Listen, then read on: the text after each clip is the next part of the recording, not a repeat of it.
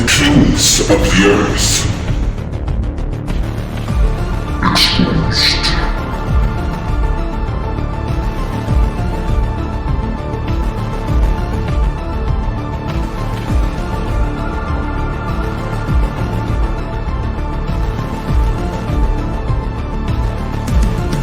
For thou desirest not sacrifice, else I would give it.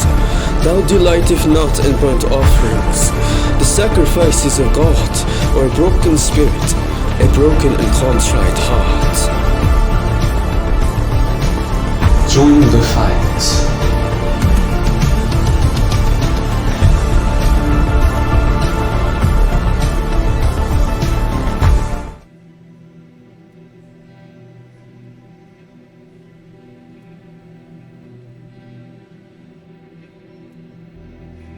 In the mighty name of Yeshua the Messiah, Ezekiel chapter 8, verse 5.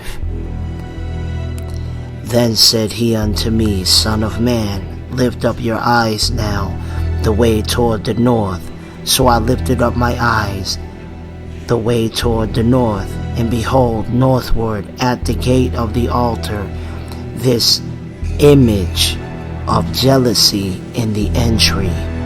He said unto me, furthermore, Son of man, see thou what they do, even the great abominations that the house of Israel committeth here, that I should go far off from my sanctuary? But turn thee yet again, and thou shalt see greater abominations.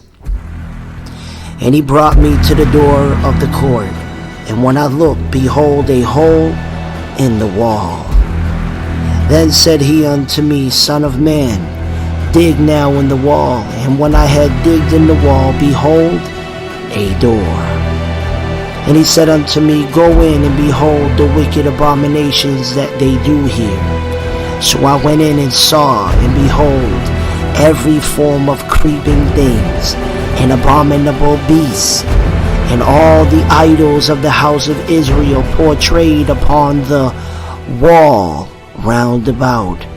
And there stood before them 70 men of the ancients of the house of Israel, and in the midst of them stood Jezaniah the son of Shaphan, with every man his censer in his hand, and a thick cloud of incense went up. Then said he unto me, Son of man, hast thou seen what the ancients of the house of Israel do in the dark? Every man in the chambers of his imagery. For they say, The Lord sees us not, for the Lord had forsaken the earth. He said also to me, Turn thee yet again, and thou shalt see greater abominations that they do.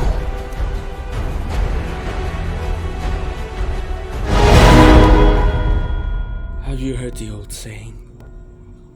Ignorance is bliss. So they say. Hosea chapter 4, verse 4.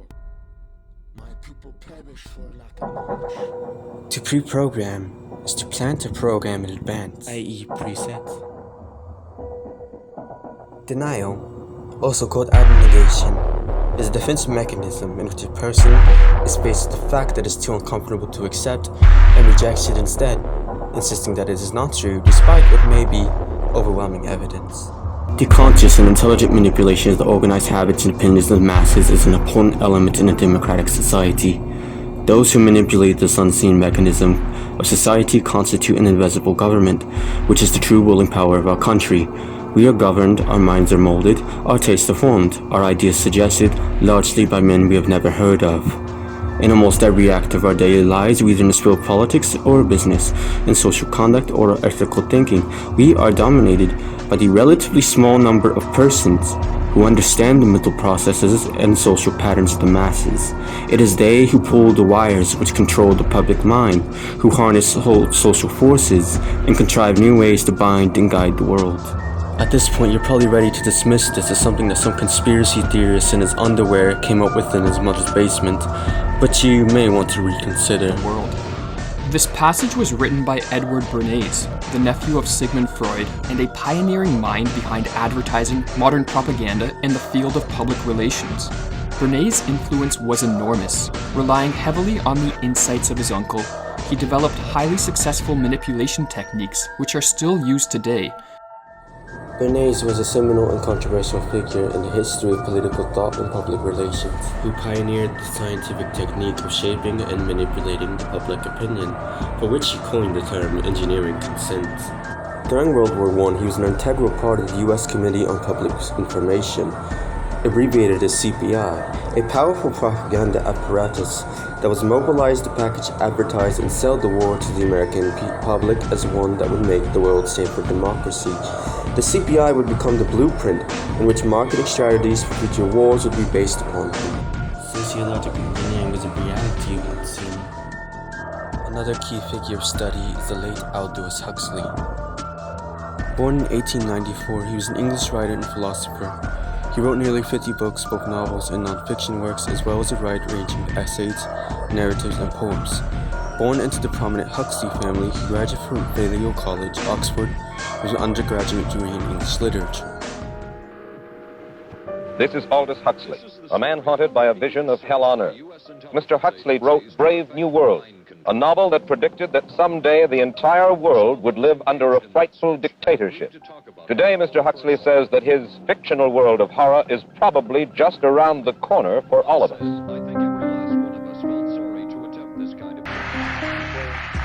And here I would like briefly to compare the parable of Brave New World with another parable which was put forth more recently in George Orwell's book 1984. I'm inclined to think that the scientific dictatorships of the future, and I think there are going to be scientific dictatorships in many parts of the world, will be probably a good deal nearer to the Brave New World pattern than to the 1984 pattern. They will be a good deal nearer, not because of any humanitarian qualms in the scientific dictators, but simply because the Brave New World pattern is probably a good deal more efficient than the other. That if you can get people to consent to the state of affairs in which they are living, the state of servitude, the state of being, well, it seems to me that the nature of the ultimate revolution with which we are now faced is precisely this, that we are in process of developing a whole series of techniques which will enable the controlling oligarchy, who have always existed and presumably always will exist, to get people actually to love their servitude. People can be made to enjoy a state of affairs which, by any decent standard, they ought not to enjoy. And these methods, I think, are a real refinement on the older methods of terror, because they combine methods of terror with methods of acceptance. But then there are various other methods which one can think of. There is, for example, the pharmacological method. This was one of the things I talked about in Brave New World. And the result would be that, I mean, you can imagine a euphoric which would make people thoroughly happy even in the most abominable circumstances. I mean, these things are possible. The dictatorship of the future, I think, will be very unlike the dictatorships which we've been familiar with in the immediate past. I mean, take another book prophesying the future, which was a very remarkable book, George Orwell's 1984. Well, this book was written at the height of the Stalinist regime and just after the Hitler regime. And there he foresaw a dictatorship using entirely the methods of terror, the methods of physical violence. Now, I think what is going to happen in the future is the dictators will find, as the old saying goes, that you can do everything with bayonets except sit on them. That if you want to preserve your power indefinitely, you have to get the consent of the ruled. And this they will do partly by drugs, as I foresaw in Brave New World, partly by these new techniques of propaganda.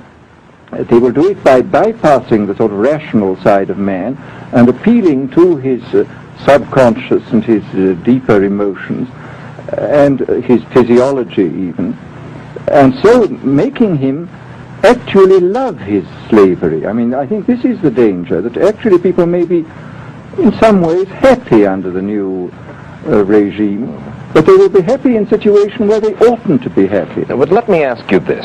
You're talking about a world that could take place within the confines of a totalitarian state. Let's become more immediate, more urgent about it. We believe, anyway, that we live in a democracy here in the United States. Do you believe that this brave new world that you talk about could, let's say in the next quarter century, the next century, could come here to our shores? I think it could. I mean, that's why I feel it's so extremely important here and now to start thinking about these problems, not to let ourselves be taken by surprise by the new advances in technology. I mean, for example, in regard to the use of the drugs, we know there's enough evidence now for us to be able, on the basis of this evidence and using a certain amount of creative imagination, to foresee the kind of uses which could be made by people of bad will with these things, and to attempt to forestall this. And in the same way, I think with these other methods of propaganda, we can foresee and we can do a good deal to forestall. I mean, after all, the price of freedom is eternal vigilance.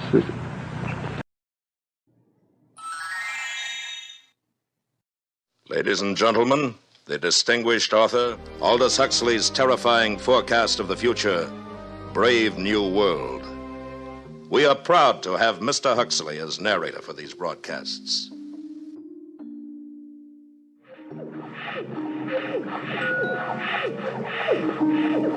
This is Aldous Huxley, and these are the sounds of the Brave New World, of test tube and decanter, of hissing injectors and gurgling blood substitute. The year is AF 632, 632 years after Ford. We are inside the London Hatchery and Conditioning Centre, and this is the fertilizing room, an enormous laboratory where the temperature is never allowed to fall below 98.6. And here comes the director of hatcheries and conditioning in person, bringing with him a group of young students. Tomorrow you will be settling down to serious work. Today I just want to give you a general idea of things. These are the incubators, and here is the week's supply of ova, kept at blood heat. Come along, boys. Now here, we immerse the eggs into a warm bouillon containing free-swimming spermatozoa. Immersion continues until the eggs are all fertilized. And over here is where we bottle the alphas and betas. In short, gentlemen, the perfect process for manufacturing healthy babies. Are there any questions? Sir, will you explain the Bakhanovsky process? I'm glad you asked that. Students, take this down. Bakhanovsky's process. Where in olden times one egg made one embryo which made one baby. Today we've improved on all that. Now the egg will divide from 8 to 96 buds, and every bud will grow into a perfectly formed embryo, and every embryo into a mature baby, making 96 human beings grow where only one grew before.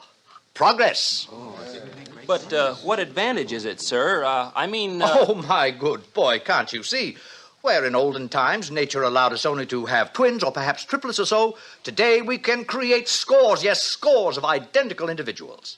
We can manufacture men and women in uniform batches. Think of it. An entire factory staffed with the product of one single egg. 96 identical individuals working 96 identical machines. At last, society really knows where it stands. Remember, it was our Ford who gave us the concept of the assembly line when he was on Earth many centuries ago. And now, boys, we will go up to the bottling room where we shall see how we create each class of society, alphas, betas, deltas, etc. Come with me. I think we can see exactly this playing out right now. Let us see how deep the rabbit hole goes.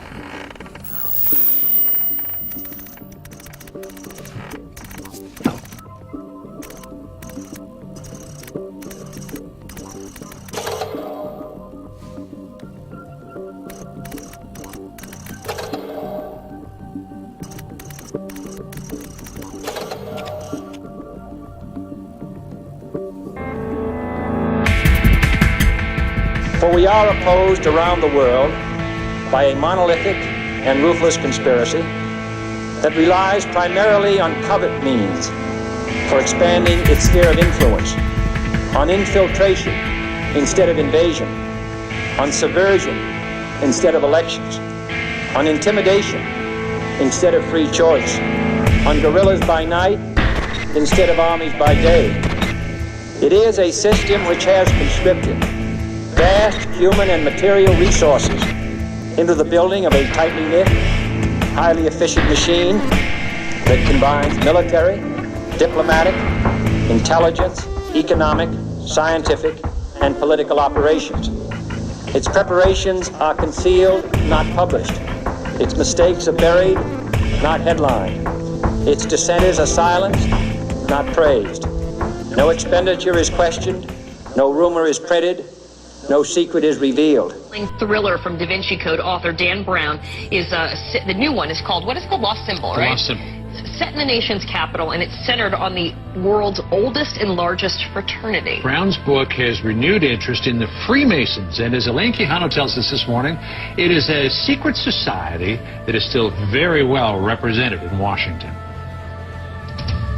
John and Kieran, for all the conspiracy theories about Freemasons, this much is true. They can still be found at the highest levels of American government. From the Capitol to the White House, Freemasons throughout history have freely roamed the halls of power in Washington. 9 of the men who signed the Declaration of Independence were Freemasons, as were more than a dozen U.S. presidents, including George Washington, who famously laid the cornerstone of the Capitol building clad in his ceremonial Masonic apron. These days, Masons can still be found in powerful government positions. Masonic historian Arturo de Hoyos. We have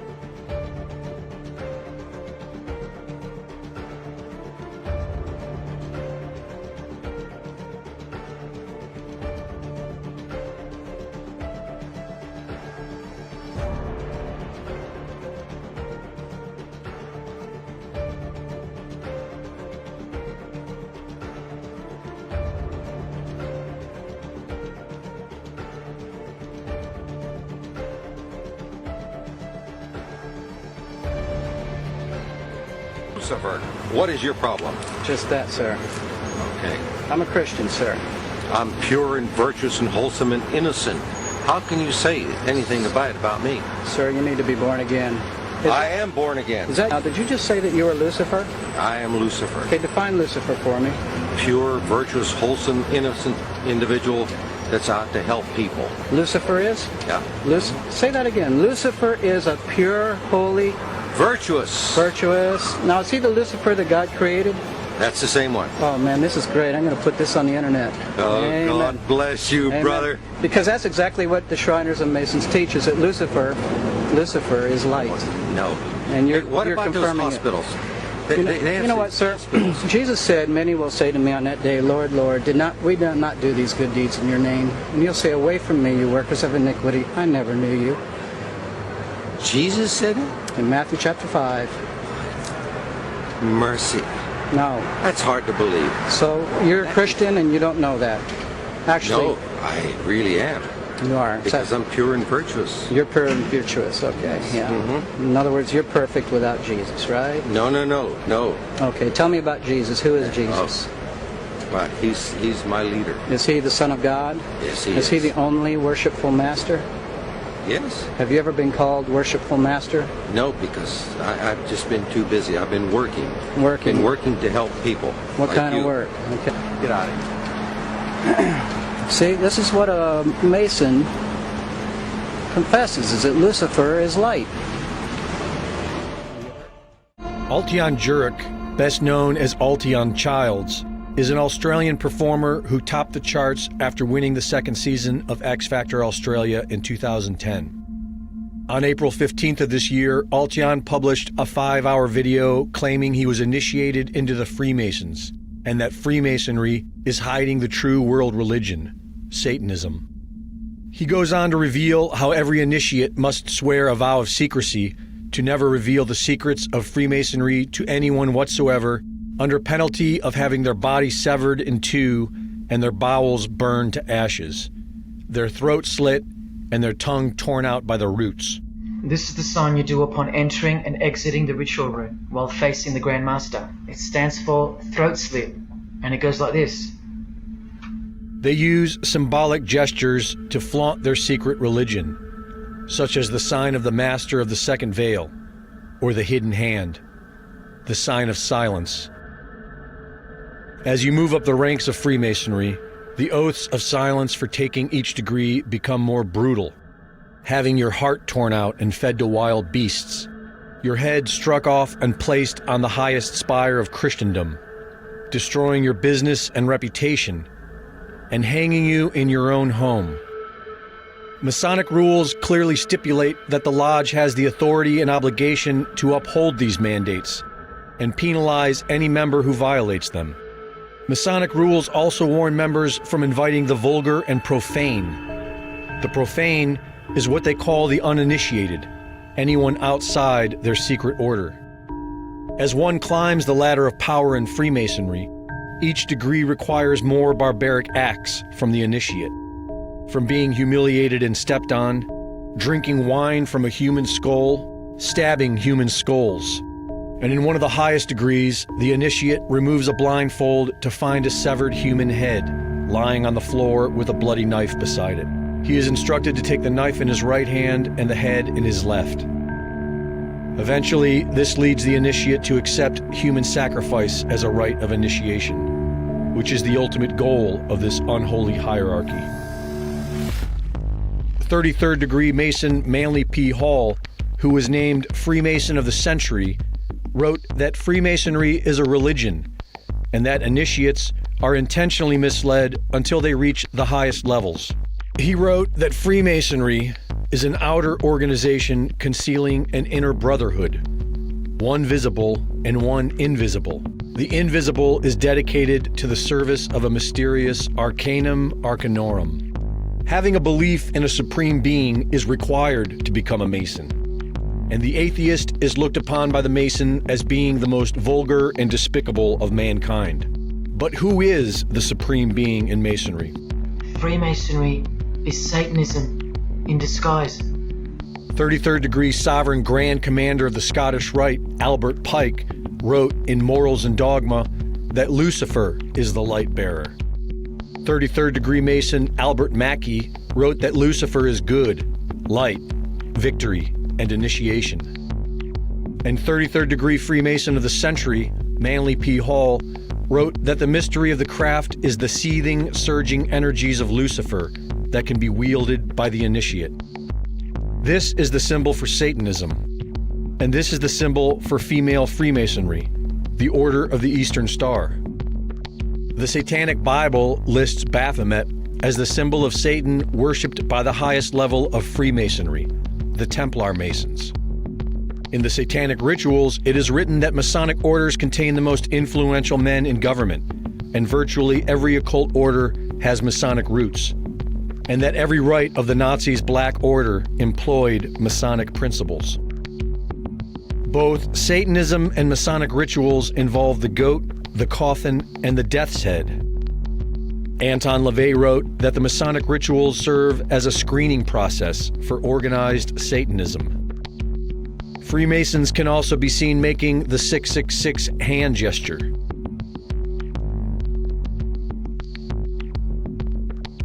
At the highest level of the so-called Illuminati is a perverted sex cult, which is why high-level Mason Walt Disney not only saturated his films with Masonic hand gestures and 666, but also added subliminal images with hidden sexuality.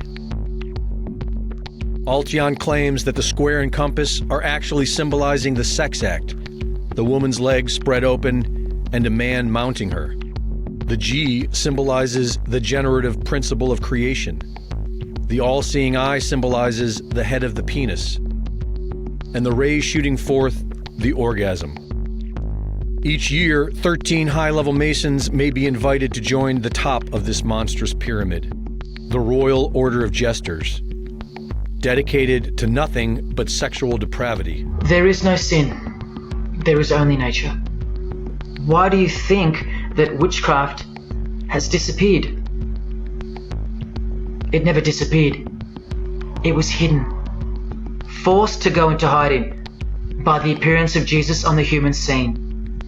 Another reason why he's passionately hated. 33rd degree Mason Aleister Crowley wrote how he pecks at the eyes of Jesus on the cross, how the New Age will arise from the destruction of Christianity, and how all children shall be accustomed from infancy to witness every type of sexual act. According to the royal art of Freemasonry, magic is the highest and most divine. And what is this magic? Any living being is a storehouse of energy, varying in quantity according to the size and health of the animal. At the death of the animal, this energy is liberated suddenly. The animal therefore should be killed within the circle. For the highest spiritual working, one must accordingly choose that victim which contains the greatest and purest force, a male child. We are witnessing the culmination of their mysterious arcanum, the destruction of Christianity and the mass sacrifice of humanity. Created in 1979 by the Masonic Order of the Rose Cross, the first Luciferian commandment carved into the Georgia Guidestones is to maintain humanity under 500 million in perpetual balance with nature. High-level Mason Friedrich Nietzsche wrote how Christianity is more harmful than any vice, and considered Christians sick animals. Their utopian New Age, as written about in the Satanic Bible and in the Lucis Trust, consultants to the European Union, is nothing more than the absolute destruction of Christianity. Aleister Crowley wrote how the people need to be ruled by the state and the world must be bathed in blood to usher in the New Age. Subversion of all governments and world religions has been going on in secrecy for centuries. Religious leaders, heads of state, and your favorite pop stars have practically all been absorbed into this hidden hand of Satanism. Scottish Rite. Now, Morals and Dogma has been previously mentioned. It was written by Albert Pike and published by the Supreme Council of the 33rd Degree. Remember that Pike's book, Morals and Dogma, is considered to be the apex of the teachings of the Scottish Rite, according to Fred Kleinknecht, the present Sovereign Grand Commander. Now, we notice further down the page that this is an esoteric book. It means hidden knowledge. And it's a book that the Masons would like to make sure doesn't get into the wrong hands. Here is a portrait of Albert Pike. He died in 1891 and was buried in Arlington National Cemetery. Later, following an act of Congress, his body was moved to a tomb in the House of the Temple, where the 33rd degree is conferred. Now, Pike writes on page 741 that Masonry is a search after light. Just about every Mason knows that. Pike reveals the source of Masonic light on page 321. Lucifer, the light bearer, strange and mysterious name to give to the spirit of darkness. Lucifer, the son of the morning, is it he who bears the light, and with its splendors intolerable, blinds feeble, sensual, or selfish souls? Doubt it not, for traditions are full of divine revelations and inspirations. Pike clearly reveals that Lucifer bears the light of Freemasonry. I want to remind you that this book is the apex of the teachings of the Scottish Rite. This is the title page for the Lost Keys of Freemasonry, and if we look down at the bottom, we see that, in fact, it is published by McCoy Publishing and Masonic Supply Company. Now, on page 48, we find some of the ageless wisdom of Freemasonry. When the Mason learns that the key to the warrior on the block is the proper application of the dynamo of living power, he has learned the mystery of his craft. The seething energies of Lucifer are in his hands, and before he may step onward and upward, he must prove his ability to properly apply energy. This is from page 42 of the Masonic Textbook of West Virginia. I want you to notice the star in the center of the carpet. How many points are up, or pointing up? 2. On the facing page, page 43, we find that the blazing star is an emblem of deity. So this star with 2 points up represents the Masonic God. This is the entrance to the Grand Lodge of Indiana. Notice the star on the left. Here's a close-up of that star. There's a 5-pointed star with 2 points up. And we see these words, I have seen his star in the east and have come to worship him. This is a phrase that's used to identify those members who are entitled to participate in its rituals. Now, when you hear a phrase like, I've seen his star in the east and I've come to worship him, the first question that comes to mind is, whose star is it? Well, you might think it's the Star of Bethlehem. But if you remember, the wise men came from the east and they were following the star, which would have had to appear in the western sky. So it would have been a western star. So clearly the eastern star can't be the Star of Bethlehem. Here's the title page. We notice that it is written by Manly Palmer Hall. This is page CIV of Hall's book. This is the full page. We're going to look in the lower right-hand corner with a close-up. Manly Palmer Hall, Masonry's greatest philosopher, reveals the secret behind the 5-pointed star. When used in black magic, the pentagram is called the sign of the cloven hoof, or the footprint of the devil. The star with 2 points upward is also called the goat of Mendez, because the inverted star is the same shape as the goat's head. When the upper star turns and the upper point falls to the bottom, it signifies the fall of the morning star. Here's a drawing of the goat of Mendez, who is also known as Baphomet. This is found on page CI of Hall's book. This is the back cover of a book written by Aleister Crowley. Notice the symbol to the left of the word Baphomet. That's known as the Siegel of Baphomet. This is the signature of C. Fred Kleinknecht, which is found in the November 1990 issue of the Scottish Rite Journal. Notice that he affixes the Siegel of Baphomet to the left of his name. This is a portrait of Fred Kleinknecht, which is in A Bridge to Light. You notice that he also has the Siegel of Baphomet on his hat piece. Recently, in Masonic publications, they've been trying to deny that the Siegel of Baphomet was really the Siegel of Baphomet. What they claim it is the Cross of Salem. But this is a copy of, a Xerox copy of a book that's published by Llewellyn Publications. They're a leading publisher of occult material. And we can see that they refer to this symbol as the Siegel of Baphomet. It's well known in occult literature that this is, in fact, the Siegel of Baphomet. The title page, we notice again its history of the ancient and honorable fraternity of free and accepted Masons and concordant orders. And we notice it's written by a board of editors, and a man named William James Hunan is listed second there as the European editor. This book also contains information about the secret of the Eastern Star. This is page 101. And we read, when the pentagram elevates 2 of its points, it represents Satan, or the goat of the mysteries. In fine, it represents the goat of Mendez. So when the ladies at the Eastern Star are saying, I have seen his star in the east and I've come to worship him, what they're really saying is that they're attending the Eastern Star meetings to worship Satan. Is there any direct evidence from Masonic literature that they would provide information or instruction to conjure Satan or his demons? This book is The Builders. It was written by Joseph Fort Newton in 1914. It's the classic which today is often presented to newly raised Master Masons. The bibliography contains references to most of the major books and authors which reveal the hidden meanings behind Masonry. This is page 57. It's a page in the chapter on the secret doctrine. We look down at the bottom of the page and it says, perhaps the greatest student in this field of esoteric teaching and method, certainly the greatest now living, is Arthur Edward Waite, to whom it is a pleasure to pay tribute. Now it also says that Waite died in 1942. This book was written in 1914, so that's why they say the greatest student now living. The tribute continues through page 61. Newton speaks of Waite's writings as a series of volumes noble in form, united in aim, unique in wealth, and revealing beauty, and of unequaled worth. Waite, who until his death in 1945 was considered to be a great student of the secret doctrine, wrote this Masonic encyclopedia, a new encyclopedia of Freemasonry. Waite translated this book on transcendental magic.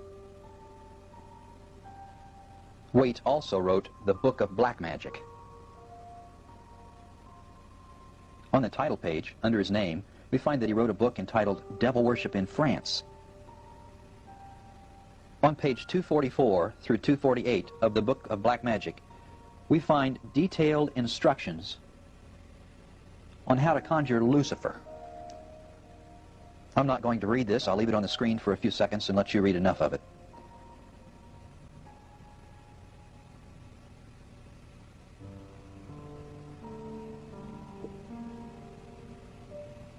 This book was published by the authority of the Supreme Council of the 33rd Degree. It has a bibliography listing selected references in the back. It's known as A Bridge to Light. Here's the title page. And we can see down at the bottom that it was, in fact, written but with the authorization of the Supreme Council. And it's a fairly recent book, 1988. The foreword was by Fred Kleinknecht. We've already seen that. Here's the selected references, which are found on page 329 of A Bridge to Light. And we notice down at the bottom that they recommend Manly Palmer Hall's 1928 Secret Teachings of All Ages, an encyclopedic outline of Masonic, Hermetic, Kabbalistic, and Rosicrucian symbolical philosophy. Now, we've already seen this book, but it has some additional information about conjuring demons that I want to show you. This is a close-up of the top half of the title page of the Secret Teachings of All Ages. I just wanted to show you or point out the Rosicrucian word there. I want you to notice the Rosicrucian connection. Masonic, Hermetic, Kabbalistic, and Rosicrucian symbological philosophy is the other title. This is the full page of the chapter heading on ceremonial magic and sorcery in Hall's book. I'm going to do a close-up of the left-hand top of the page. Hall writes, ceremonial magic is the ancient art of invoking and controlling spirits by a scientific application of certain formula. And down below he writes, while the elaborate ceremonial magic of antiquity was not necessarily evil, well, believe me, what Hall is talking about here is conjuring demons, and it is extremely evil. On the right, we have page CIII. We're going to zoom in on the center of the left column, and then the top portion of the right column. The section heading here is Modus Operandi for the Invocation of Spirits. This is a rather nice way to say the methods to be used to conjure demons. This is the top right portion of the page. I'm not going to read this. I'll let you read it.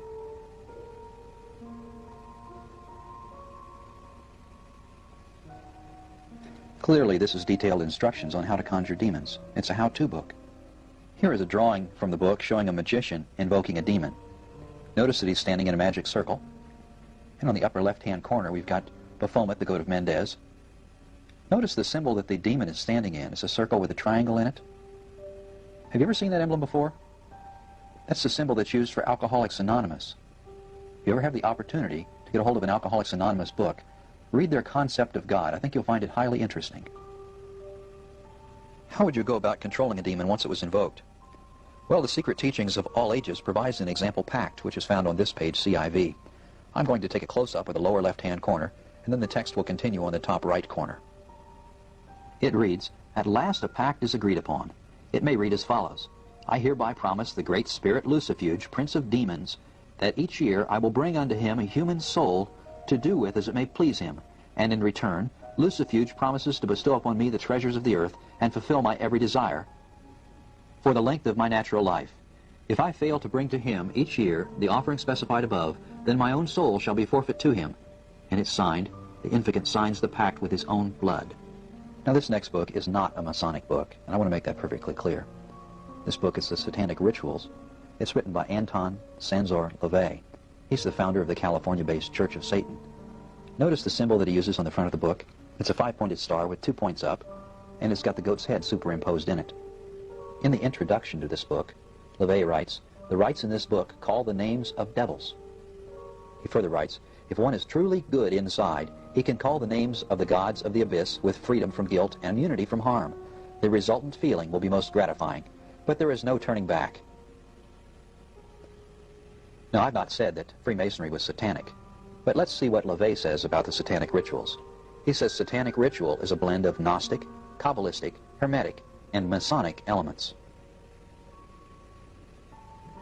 Is there any common ground in the Rosicrucian and Masonic teachings which would give us a better understanding of the true nature of initiation? This is from Mackey's Encyclopedia of Freemasonry.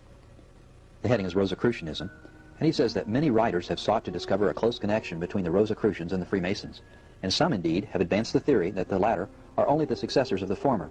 Whether this opinion be correct or not, there are sufficient coincidences of character between the two to render the history of Rosicrucianism highly interesting to the Masonic student. This is The Mysticism of Masonry by Swinburne Clymer. I said before that Clymer was both a Rosicrucian and a Mason, so let's see what he has to say. He writes that the Rosicrucians were the real leaven in all Masonic organizations. Many Masonic writers try to claim that the Rosicrucian order was started by Freemasonry. More About Masonry by H.L. Haywood contains the following on page 7. Haywood writes, there is no evidence that any society of Rosicrucianism was ever organized with that name until a Masonic side order was set up in England late in the 19th century. Is there anything in the literature which would lead us to believe that Masonic initiation is a method to communicate with demons? This next book, In the Pronaos of the Temple of Wisdom, by Franz Hartmann, is not a Masonic book. This is from a Rosicrucian source. We are using it here because it is easy to understand, and we will see parallels between it and the next Masonic book. Both Rosicrucians and Masons are involved in initiation. The human soul may be put into a state of sleep so that she will forget her terrestrial conditions, and turning her whole being towards her divine origin, she will become illuminated by the divine light, and not only be able to see the future and to prophesy it correctly, but also to receive certain spiritual powers. On such occasions, the divine inspiration and illumination may be so great as even to communicate itself to other persons near and to influence them in a similar manner. Persons in a state of receptivity or passivity, you could read that as the word trance, may become mediums through which divine demons, influences, may be attracted within the body of man and cause men to perform wonderful things. If the soul of such a person breaks away from the bonds of the body and surrenders herself to the power of imagination, she may become the habitation of demons of a lower order, which may enable her to perform extraordinary things. Thus we may see that a person who has never had any instructions in painting may suddenly exercise that art and produce an artistic work, etc., etc. All right, brother. You said that you had also Masonic, right? Masonic, well, my career in law enforcement, I actually joined the Brotherhood of Freemasons. Okay. Yeah, how'd you get into that? How'd you get into that? Man, you know, a lot of cops are involved with that. Really? Oh yeah. It's a thing that I'm not saying you must do, but 95% of them do. You know what I mean? Now, what's the benefit out of it? Like, what's the main purpose? Actually, 95. For me, if you're going to ask me the question, I think it was more like biblical history. Oh, okay. What intrigued me the most was they talked about King Solomon's temple and the Holy of Holies, and I've always been intrigued by it. So this actually exists? Yes, it does. It's the occult. It's nothing to be messing with. Okay. I'm going to tell you straight up. All right. And there's 3 phases. The first phase is enter apprentice. Okay. Even before you get to that phase, you got to be pretty much spoke about. Okay. You know, to be one, you have to ask one. So one of my supervisors, he was a lieutenant, pretty much came up to me and asked me, hey, you want to join a club? And I'm like, what kind of club is it? You know what I mean? Right. Well, it's the Freemasons. I did my background, on them and did my research, and I've seen a lot of positive things that came out of doing the research. A lot of them donate money to cancer victims and children with cancer, and Shriners, they have their own hospital and so forth. I was in a position where I'm working with juvenile offenders. Well, why not? Why not do something in the outside? You know what I mean? So my lieutenant spoke for me and 2 other of my fellow brothers in blue, and they we petitioned for a spot in the Brotherhood, and filled out applications, and They did a background. They do a background on you, see if you're good standing, or else they won't take you. Wow. What they do is they take men to make them better. That's what they say. But only God could do that. Right. You know, no club could do that for you. That's right. You know, so right around 2006, I'm on my fourth or fifth year on the job. You know, I petitioned. It all went pretty good, and you know, they do a house interview. Okay. So I had, like 20, 30 people come to my house, and they spoke to my wife because they speak to the females first. I didn't know why, but they usually do that because you're not gonna be around as much when you go into meetings, or you got to do take time off to do work as far as donating, getting money for donations and and so forth. So I didn't see that quite a bit, as far as going out there, doing that type of work first, because you have to go through rituals first. The first phase is the enter apprentice phase. That's phase one, and you do your rituals. They take you in and they tie a toe to your ankle, made of tie a toe? A toe, yeah, ankle toe. They call it the ankle toe, and it's made out of what do you call it? It's like a harness. It's Okay. like a tie. They tie it around your leg, and they raise your pants leg up, and you're there in a suit, and then you go around. You're blindfolded, so you can't really see the actual temple. It's a temple. You got Joaquin and Boaz on one side. The two towers, which is the two pillars of the Freemasons. This is like big time. Oh, it's a ritual. This is like sacred stuff. Like Yeah. But see, the way they cookie cut it is that they only get the ones that are like, I would say the ones that are really interested and the ones that are clean cut. Right. All right. And I'm going to add the devil to this too. Okay. Because when you're in the world, you're of the devil. Your father, the devil, right? Right. When you don't have God on your mind at all times, from when you wake up in the morning to when you go to sleep at night, you're of your father, the devil. And I'm just going to say it like that, but I'm going to be bold and honest, Right. I was in the right state of mind then, I had some marital problems, so I felt like this was an outlet for me to get out and have fellowship with other brothers. Right, because you wasn't getting that with the churches. I wasn't getting that with the churches back home because, they were preaching prosperity. Right. Okay. Give me $1, God gives you 1,000. God doesn't work that way, man. You got to work for, you got to work to eat. So, nah, don't wait for a handout. So how long did the first phase last? What they do is they bring you into the temple, and they have the secretary, which is a male. We're all males. There's no female Masons here. I know in Europe, I think they do, not here. Unless you're an Eastern Star, that's different. Okay. But the Freemasons, you got the Blue Lodge, which is composed of all different nationalities and backgrounds of Masons, right, to include different religious sets. Hindu, Muslim, whatever. You could be atheist, they don't care. You could be Satan. You could be a devil worshiper. Wow. And they'll bring a devil worshiping Bible right there, satanic Bible, so you could you take the oath. Yeah, they don't care. See, I didn't know that until I started doing more homework on it. What did I get myself into? But did you ever get that far? Oh yeah, I became a Master Mason. Okay. The highest you go is 33rd, but even at 32nd, from the ranks of 30th to 33, which is 3.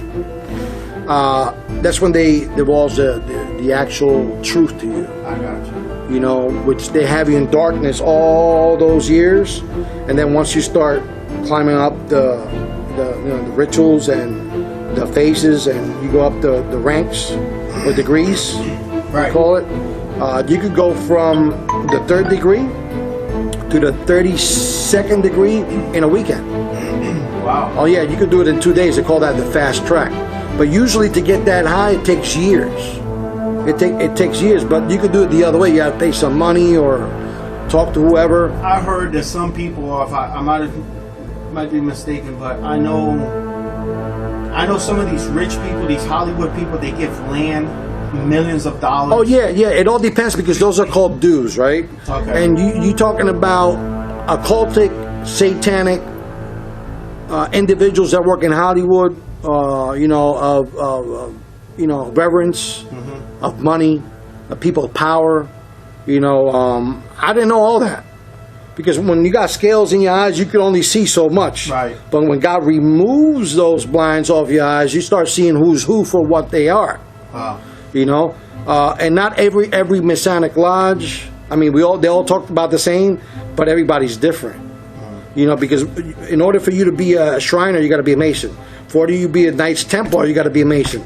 And the more you go up in that pyramid, and the highest you could go is a Rothschild.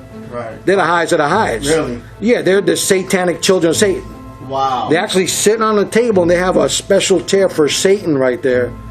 And he comes and talks to these family members, and they're the ones that the shaking and bakers, I call it. Now, this all has to do also with the those people who go out into the wood and they burn that wooden owl and stuff like that. Oh yeah, you talking about those the Illuminati? Illuminati. Okay, so right. This has to do with them. Oh yeah, you have to be a Freemason to be there. All the presidents were Freemasons. Okay.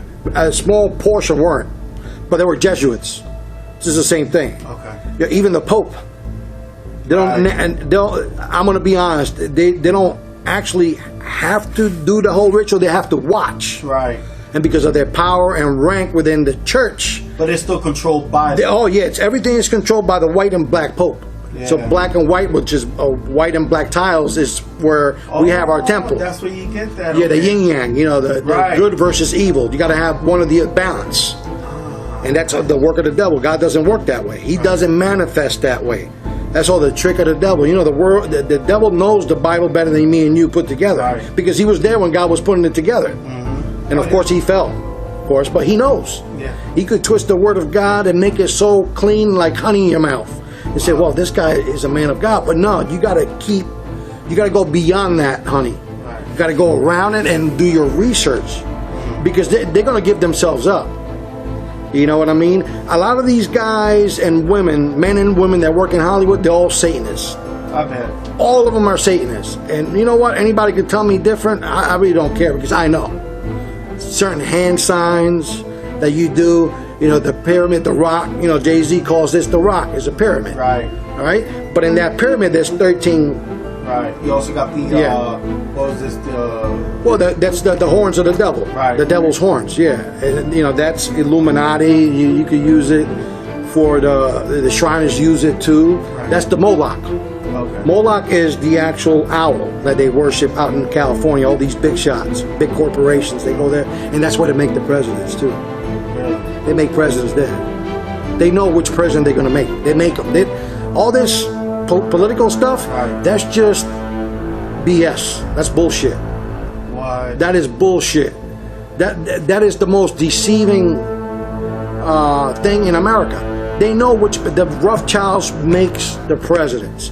They're trillionaires. They own the world. They own like 90% of the world. And plus, if you have all these superstars and all these you actors, control their puppets. Well, and not only that, they got the money to buy land. Oh yeah. And eventually, there's going to be one government, yes, or one secret government, should I say, the Illuminati or the Masons, right, who will control all this land. But see, the Masons are the foot soldiers of the Illuminati. You understand the pyramid, right? Yes, yes. It's shaped like a triangle, right?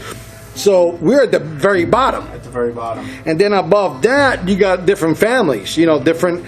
Above that, you got York Rite, Scottish Rites, which are also sets of different branches of Freemasons. And then you go into Knights Templar, and you got, so Shriners. I guess that's where you get the All-Seeing Eye from. The All-Seeing Eye is Lucifer. Right. Underneath them is the Rothschilds. Underneath them is the Council of 13. Or the Council of 33. Or 13. No, 13. Underneath them, you got the Council of 33. Underneath them, you got big, different corporations like the CFR. Wow. The Council of Foreign Relations.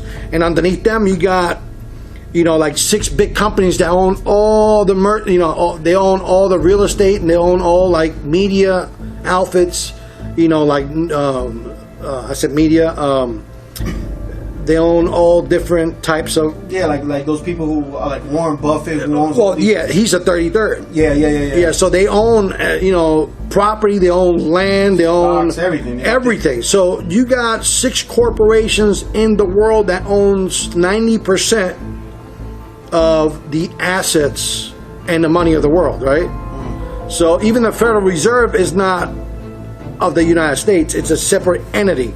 that's ran by the Rothschilds. See, the Rothschilds, they run all that from their house. Wow. And they live out in England. They don't leave that house.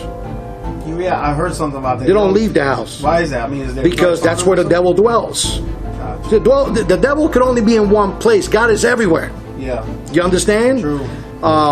Yeah, because God is he's everlasting. He's omnipresent. Yeah, he's everywhere. You can't put God in there, sir. Yeah, He's too big. And you can't have the devil everywhere. You know, No. he's limited to his power. One spot. Amen. Well, he'll use his foot soldiers to do other things. Exactly. They're all demons. They're all demon possessed. They're vessels.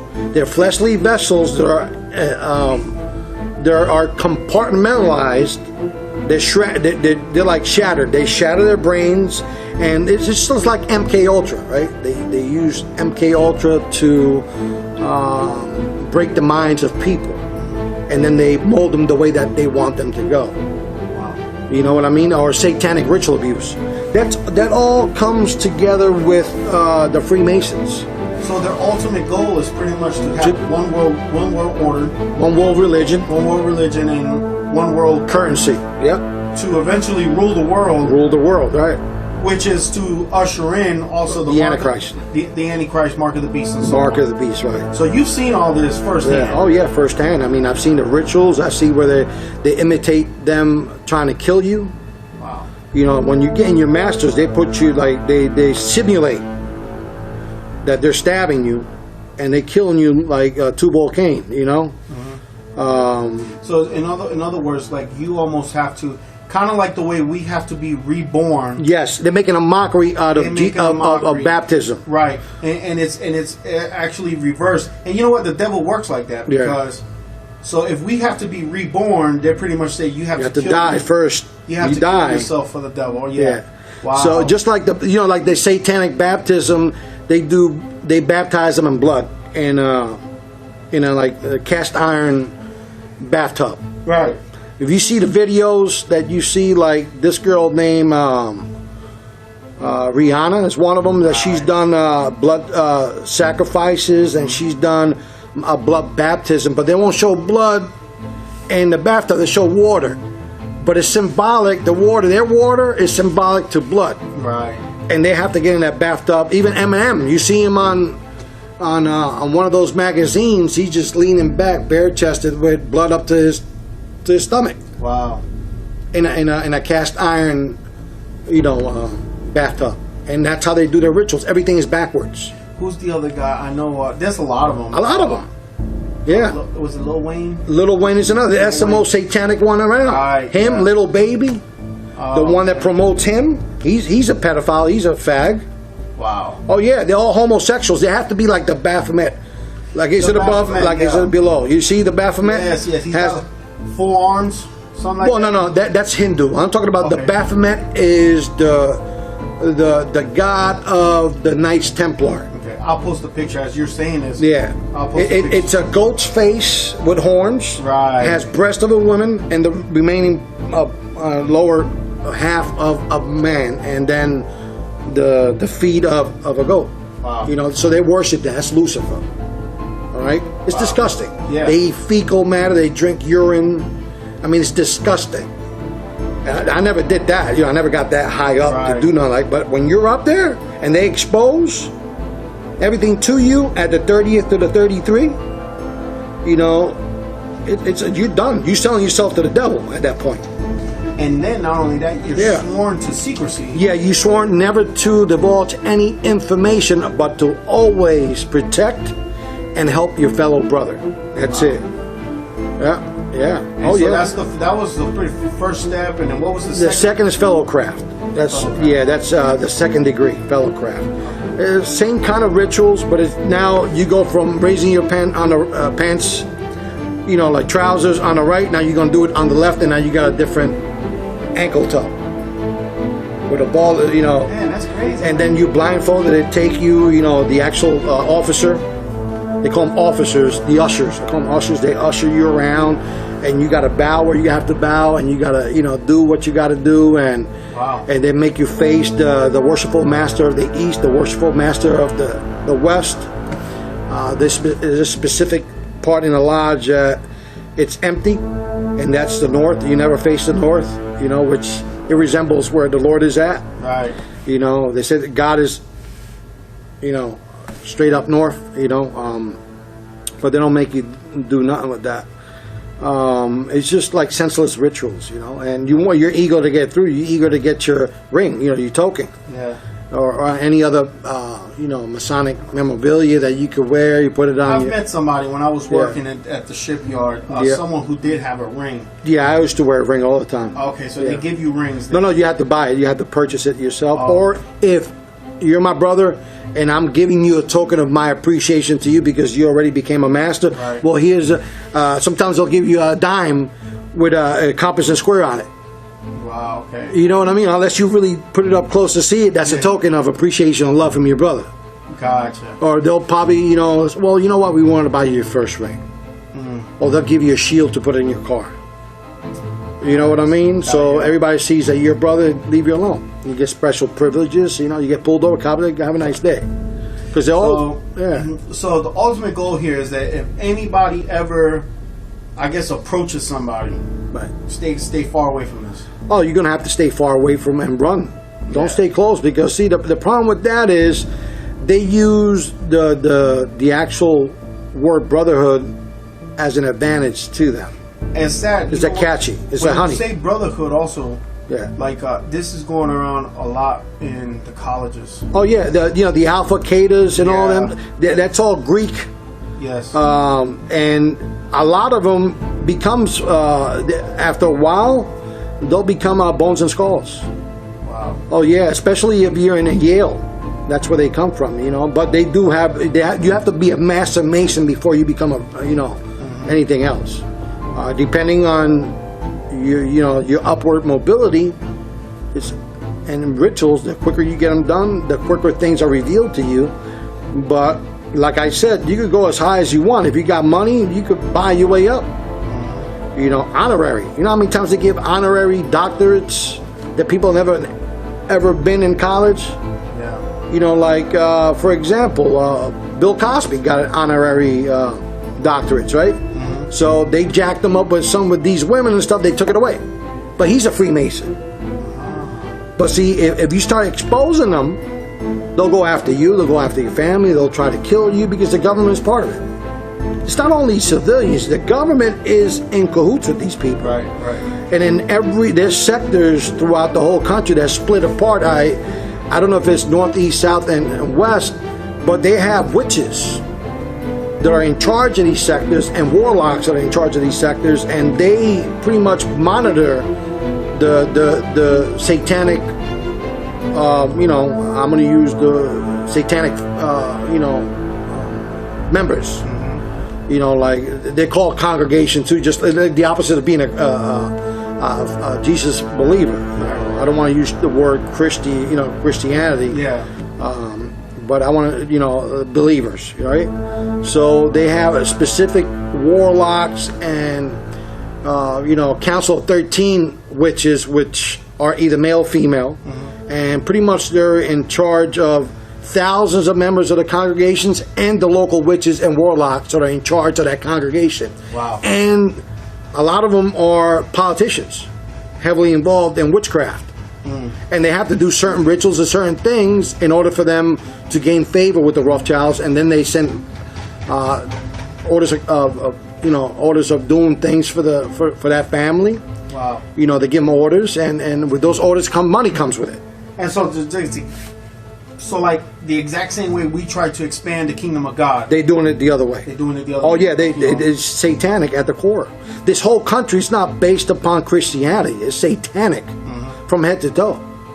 Don't ever think that the president is not a satanic worshiper either. Don't ever think. And I'm going to put it out there too. I'm going to put it out there. Nice. I'm going to put it out there. Because, come on. Their God is money. Lucifer. Right. They don't have none of want or need. Doesn't the Lord says it in the Holy Scriptures, ye that are poor, you're rich. Right? We're rich in favor to the Most High. That's right. All you got to do is ask, and God provides. If He provides for the little critters and the birds of the air and the fowls of the air, how much more us that He loves us even more? We're made in His creation. Amen. But these people are satanic at the core. they don't believe in God. They hate God because their God is Lucifer. And I was involved in that. I met witches before. They've revealed themselves because when you're in and you get yourself out, see, what got me out was God's love and grace and mercy. So, looking back, yeah, you wouldn't trade nothing in the world for it. Never. I'm humbled. Amen. To the 20th power. Amen. You know, I would never change anything because the Most High had something to do with it. Amen. See, and I didn't know. I thought it was just things that, you know, at times, you know, you do something that you ain't supposed to do, you reap what you sow. Yeah. A lot of it was reaping and sowing, don't get me wrong. But the bulk of it was God breaking me down from being a juvenile all the way up to I'm in my 40s now, you know, so I'm a different type of person now. Amen. You know, everything that was taken from me, that I thought it was taken away from me, God gave it back with interest. So, you know, at times when I fellowship with other brothers and sisters, you know, I share with them portions of my testimony or whatever benefits them, you know, in the walk. And I was like, how did you do it? You know, someone once told me, he said, the devil likes to subtract and divide. Yeah. And the Lord likes to add and multiply. Just like Abraham. Amen, brother. Just like Abraham. That's right. You know, but I mean, people like yourself, you know, through you, I got to see the apostle. Right, yeah. You know, I would have never got to see Pastor Jennings if it would have been because of the word of The word made simple. Made simple, you know, on YouTube. And then from there we started fellowshipping, and I started watching all his, you know, YouTube channels through you, Tony Harving, and everybody else. And, you know, just before I came here, the Lord spoke to me. He goes, well, you need to be baptized. You need to be holy, brother. You got the Holy Spirit in you. You speak in tongues. Now it's time for you to be baptized. Amen. That's right. So from here, I'm going to go to the Holy Convocation, hopefully in July. That's right. And I'm going to be baptized there. I got to go see Pastor Gino Jennings to see if he knows what to do with me. Well, you see, there you go, guys. You have it. Here's brother Vic. And hopefully he'll be there, God willing. Hopefully I'll be there, God willing. Hopefully Tony First Harvey. Church. Yes, Rocks. amen. And last week of July. Last week of July. Also, if there's anybody out there considering to becoming a Freemason, don't do it. That's right. Don't do it. If you need to talk to somebody that's been there, you could contact me at 330-707-5159, or you could shoot me an email, which is lowercase vr13377@gmail.com. At any time, I'm available all day long. So just wanted to say God bless you. Be safe. Do the right thing.